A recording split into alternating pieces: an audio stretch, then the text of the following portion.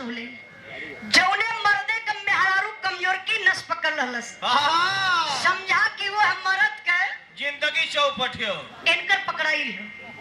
देखा बजावत हो लेकिन ध्यान इनकर वही है कहाँ गई हुई कहीं चुनाव नजदीकी आयल हो कहीं कौन प्रत्याशी बहकौले इनकर दिमाग मतलब चलत हो मेहरारू बा अपने मर्द से फरमाइश कैले बा का बैठन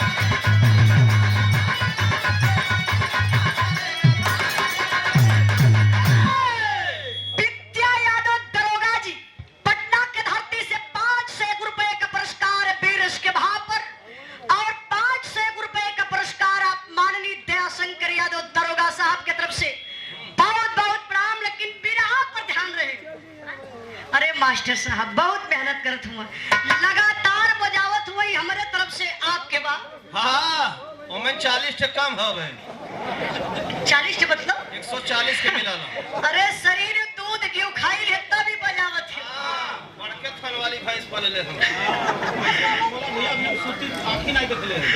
देखे 500 रुपए का पुरस्कार भोजपुरी के महान लेखक हमारे बड़े भैया टुनटुन यादव जी देखिए फिर उसके भाव पर खुश होकर के 500 रुपए का पुरस्कार बहुत बहुत प्रणाम आशीर्वाद का जा रही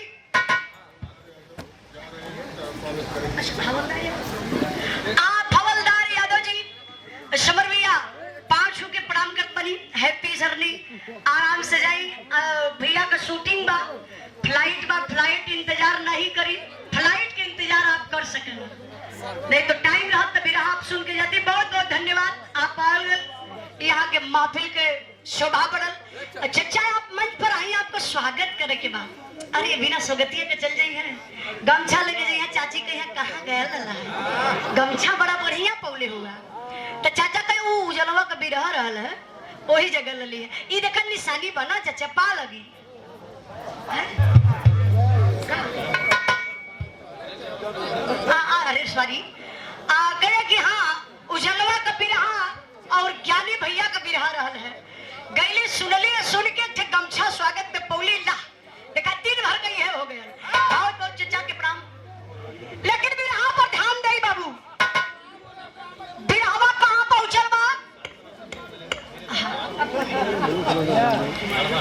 संतोष भैया बिरहा पे ध्यान देंगे, विवेक भैया और हमारे सुनील भैया।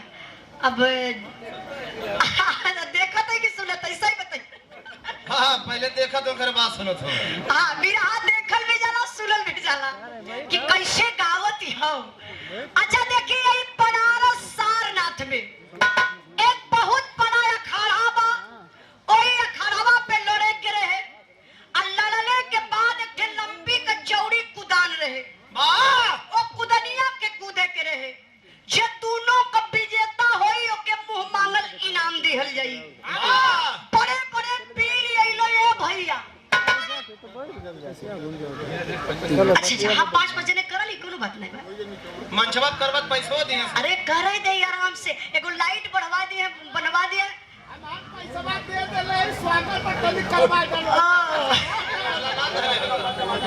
देख नहीं प्रधान जी कोनो जरूरी ना कि उजाला रुपया पैसा पे बिरहा गावेली। उजाला तो गेहुआ चावल पे भी रहा। लोरी का नंबर आए बाबू अखाड़ा का विजेता लोरी हाय हाय कुदनिया की एक बार ऐसे खाली देखल है, वाह देख के लोरी ऐसे हथवा ऊपर कैलन, ऐसे हथवा ऊपर करके आदि शक्ति दुर्गा माई के पुकार दलन। माई दुर्गा लाज बचाए, अपन पूरा पोजीशन बनौला करे। निचवा मत जाया काहे नहीं तो मुहा वहां टूट जाए तो गाय के। तोरे मत हम पागल हैला का। अरे जेकर पूरी खानदानिये पागल, हम पागल कहे। तो सब जनते हुए पागल के हो। अब लोरी कूद कैलन, लगल सभा में ताली, अरे जियो वाह अहिरे का बेटा कमाल का धलस। अच्छा तो लोरी जब विजेता हो गईलन, हाय हाय आप तो यहीं ठत न चलत हो भैया। अब कहले कि हर साल का होली जैसे आज बसंत पंचमी का दिन बा, बसंत लग गयल, ऐसे ही बसंत पंचमी का दिन रहल, असमनवा होली का त्योहार रहल। हाय हाय प्लान बनौला लोरी कना हर साल का होली तो गांव में खेलली, केदा पारी का होली चलब खेले बगल के गांव में। अच्छा बगल का गांव कौन बा? कुसुमापुर। कुसुमापुर का राजा सहदेव जेकरे बिटिया का नाम बतावल गल चनवा। विवेक भैया चनवा वही छत्ते पे चढ़ी के अपन पार ऐसे कंघी करत रहल।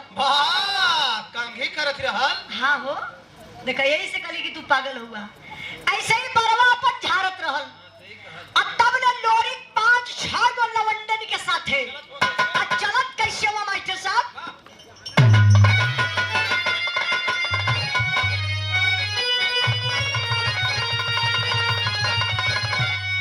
ये गीत के स्वर्गीय रामदेव गुरु गावे भैया।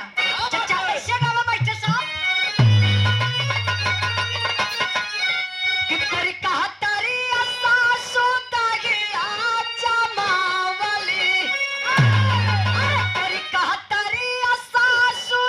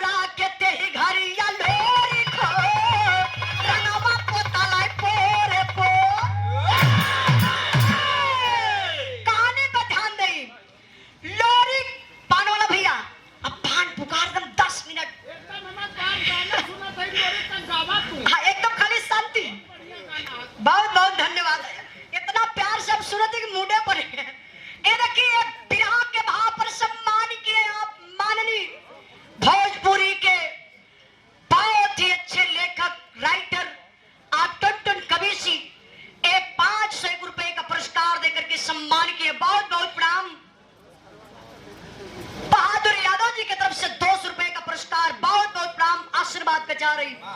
अच्छा लोरी का कैलन 5-6 गो लवंडन के साथे चलने होलिया खेले वही कुसमापुर में। अरे वाह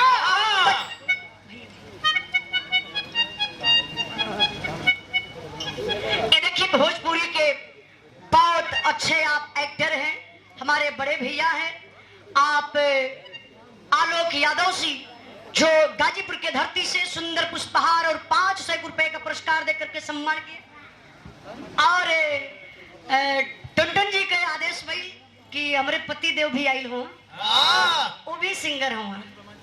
तो आप हम तो बिरहा गई लेकिन वो भोजपुरी गावला ज्यादातर वो शर्ट संग गावेले।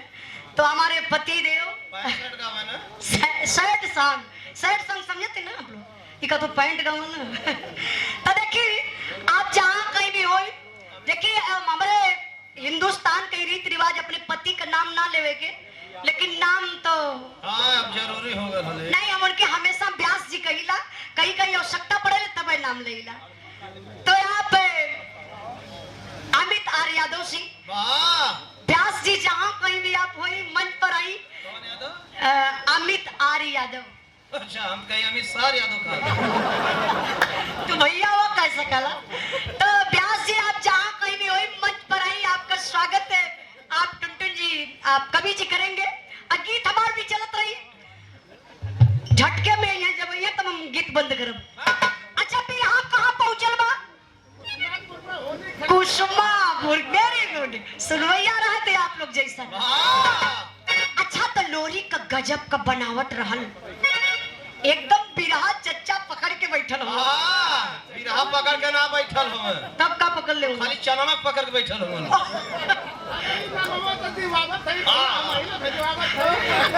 देखिए अब लोरी का कल लोरी का बनावट ने, अरे मालिक बड़े फुर्सत में बनौले रहलन। पहले के मर्दन में आज के मर्दन में बड़ा अंतर हो गया। अरे बाप रे, आप लिख के दे दी अपने अपने हिसाब से।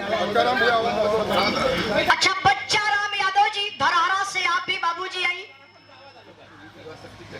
और ईवा शक्ति चच्चा आप भी मंच पर आई।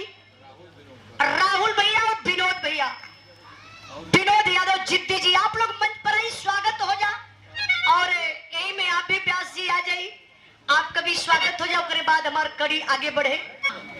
अब का मर्द छोड़, अब पहले का मर्द, अरे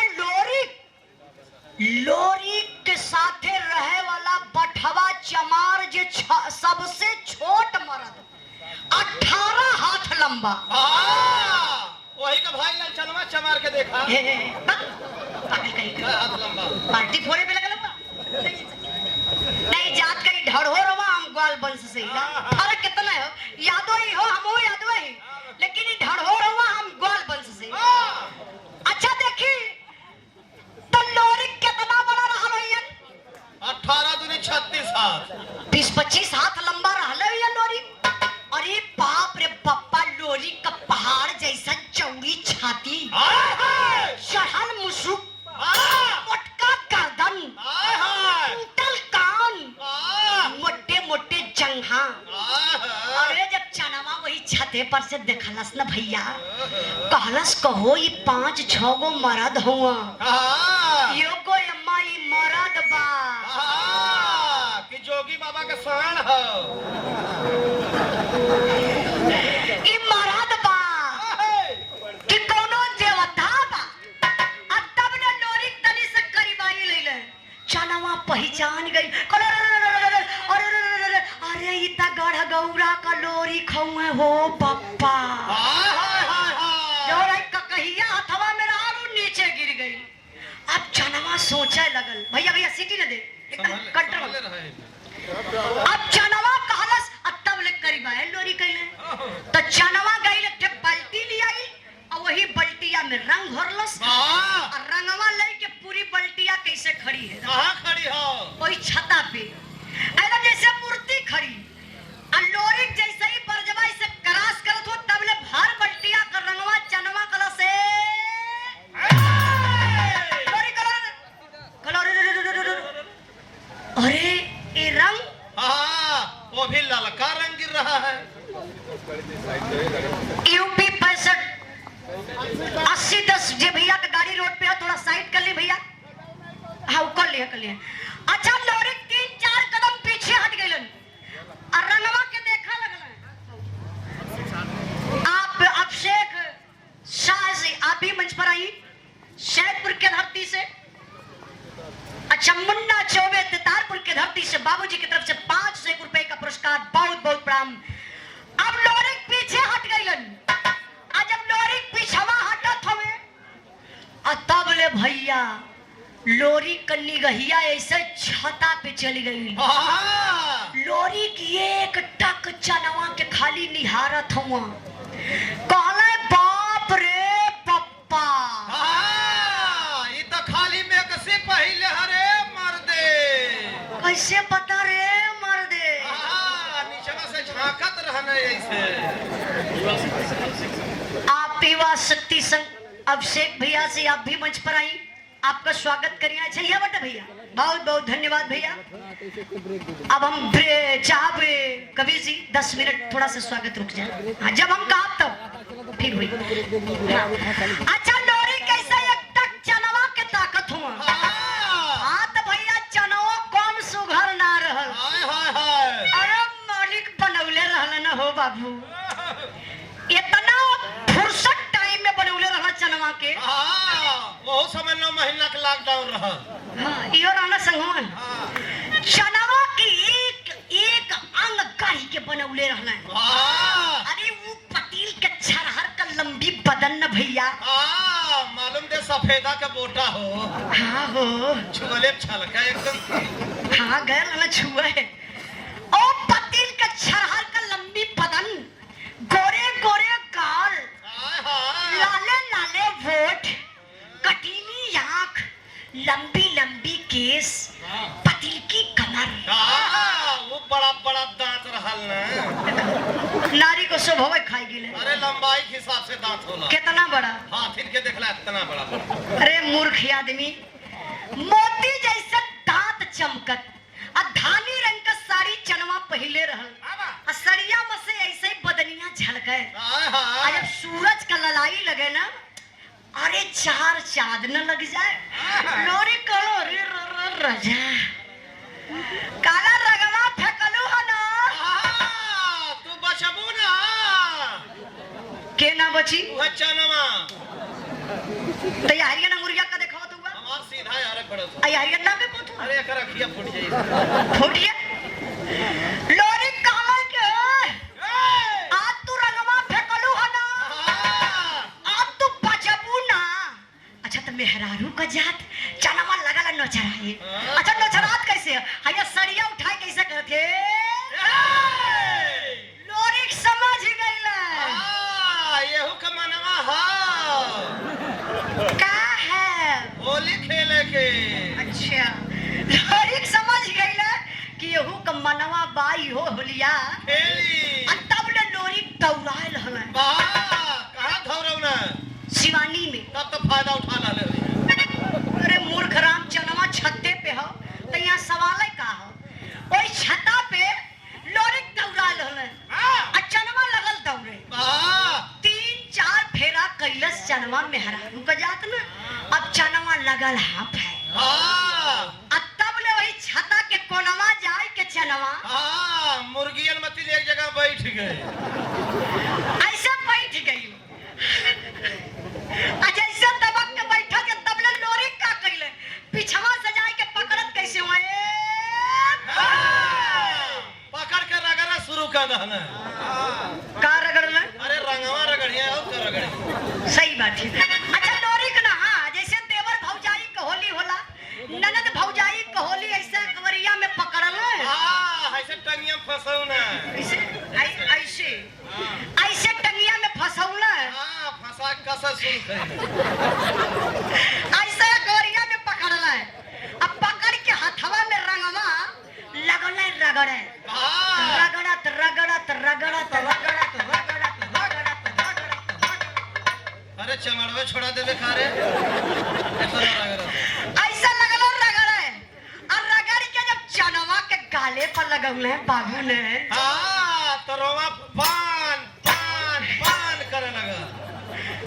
अच्छा तो कहल जाला कि प्यार कईल न जाला, प्यार हो जाला। आई बुढ़ऊ दादा लोग के कहावत कहल कि प्यार न जाने जात कुजात, भूख न जाने जूठा भात, नींद न जाने टूटी खाट। भाई तीनों रेले ले जाला एकदम जहाँ रहे। लोरी तकना इसे चनवा के तरफ और चनवा तकलस लोरी के तरफ। अब लोरी के चनवा का नैन लड़ी गया। मतलब दुल्हन के आंख फूट गए। अरे पागल राम, कहाँ जाते हो लोग? घास भूसा ताज करे के ना होई, पतो घरे खाना बनौती होई।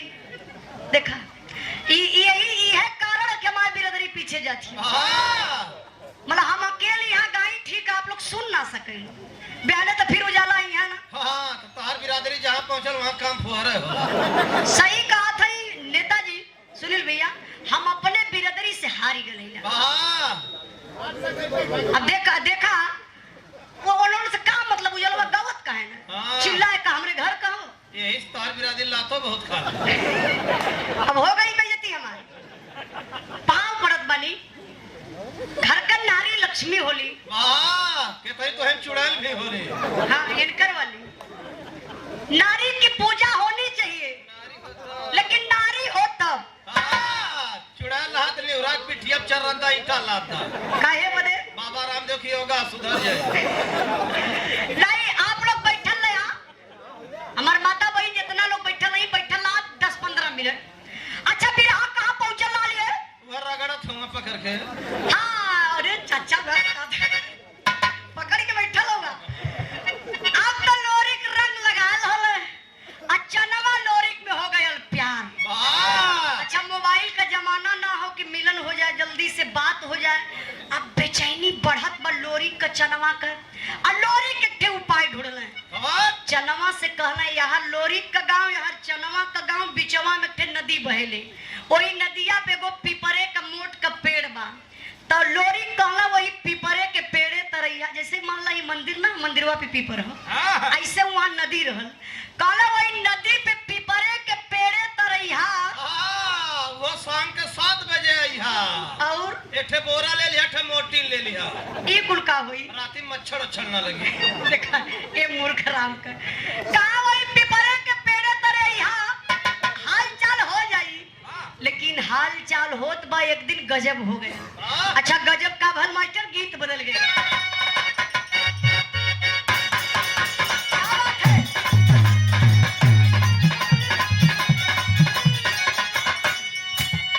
हम हाय मजनू का यार प्यार से खलाई बे गोरी।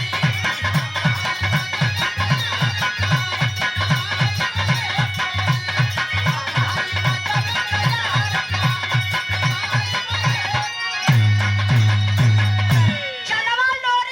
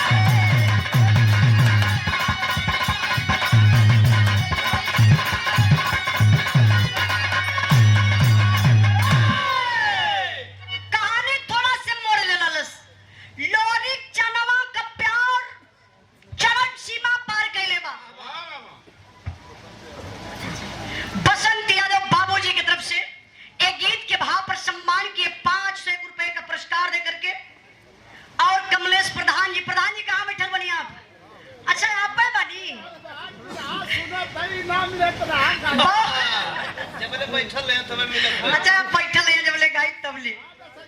अच्छा ससुराई आलो हां हां तब त रंगाई कुछ और हां ले लहावे वाला लहा ले तुम। अच्छा समाजवादी पार्टी के आप विधानसभा अध्यक्ष भी हैं, बहुत बहुत धन्यवाद। और सैदपुर के धरती से ऐसे लगल नहीं आप लोग हमारे आजमगढ़ का तो 10 निकलत हो। एकदम ईमानदारी डरिया वही लोगन से है। ये लोग जेकर प्याच जहर ऐठनी ना गुस्सा ना लगत है हमारे ऊपर।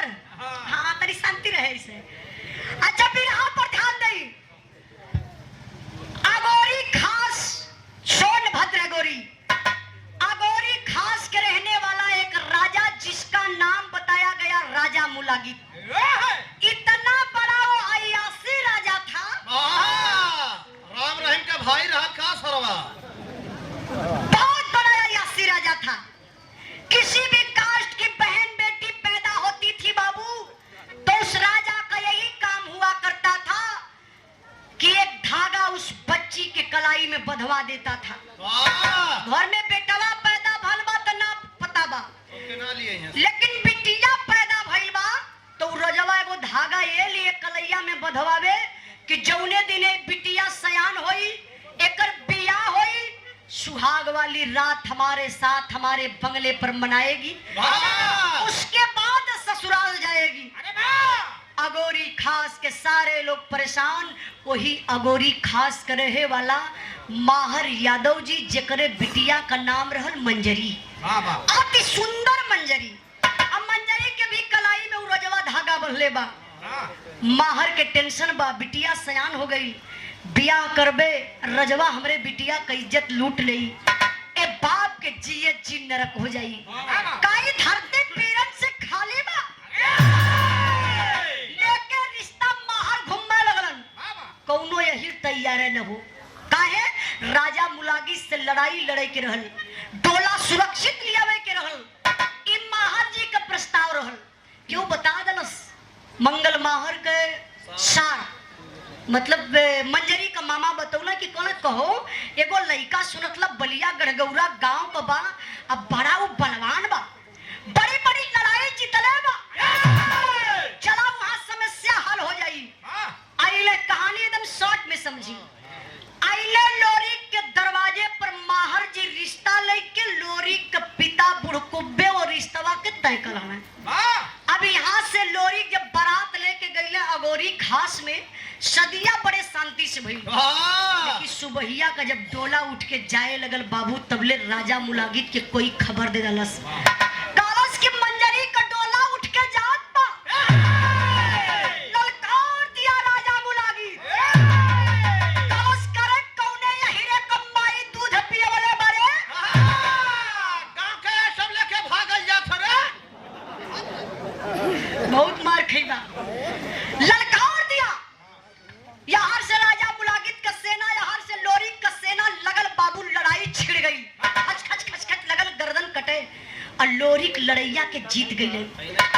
अच्छा तो आइले कहाँ लोरी आइले यही मारकुंडी पहाड़ी पर जे भाई बनारस से होते हुए जात हुई 54 से पहले सोन नदी जहाँ से ललका बालू अबेला बहुत ऊंची पहाड़ी पर वही पहाड़िया पर लोरी डोलवा रखल है और मंजरी वही डोलवे में से कहली स्वामी जी बहुत थक गल बाबा ते तेल और लगा दे काहे हमारा नैहरे का पहिला डोला बा।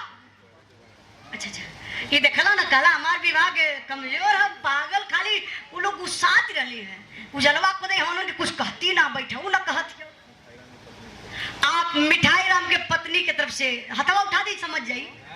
अच्छा चाची पा लगी देखा कुछ हमार चाची है कुछ दादी है कुछ तोर मौसी है।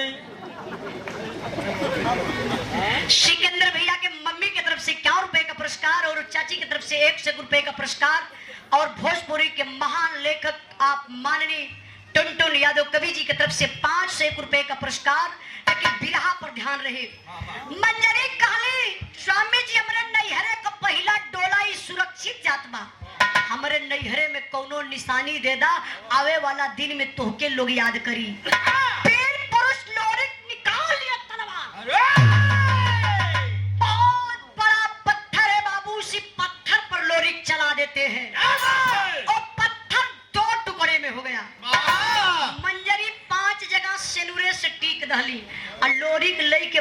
भैया अइले अपने गढ़गौरा गांव में, तब तो भैया चनवा के पता चलल हाय हाय कि लोरिक बियाह कई के मंजरी के लिए आयल हुआ।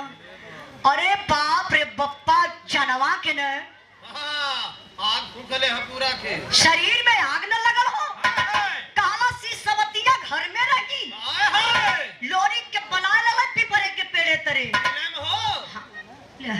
अब दिन में बोलौला कि रात में फरियावे के होई। लोरिक के बनवले पिपरे के पेड़े तरे कहलस टेरी लगन में।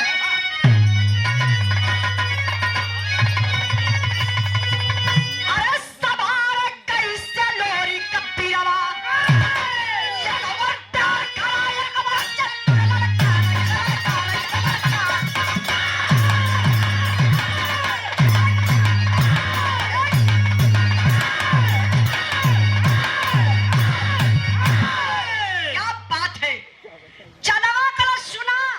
हमारे तोहरे प्यार का परीक्षा होई, जब मिलन कैला तो एक पिपरे के पेड़े तरे कैला। पीछे से पहले पैसा ले ए देखे 5 से 1 रुपए का पुरस्कार विराह के भाव पर आप दया शंकर यादव, आप दरोगा साहब की तरफ से बहुत बहुत प्रणाम।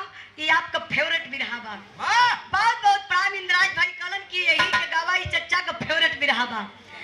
अच्छा देखिए बाबू, चनवा